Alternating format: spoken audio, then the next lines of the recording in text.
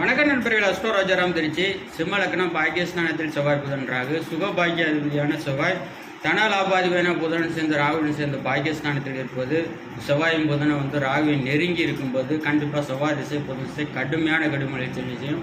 பாக்கியம், அதிர்ஷ்டம், யோகம் அனைத்திலும் பங்கேறணும். தகப்பனார்கள் சொத்துக்கள் சர்வநாசம், தகப்பனாருக்கு நோய் நொடி பிரச்சனை அனைத்தையும் கொடுக்கக்கூடிய மிக மோசமான அமைப்பு.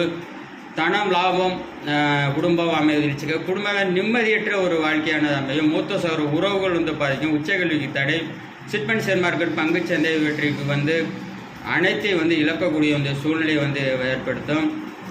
செவ்வாயும் போதும் ராகுவை நெருங்கி இருக்கும். கடுமையான கெழும்படுகளை செவ்வையும் விதி விலக்குன்னு ஒன்று இருக்குதுங்க.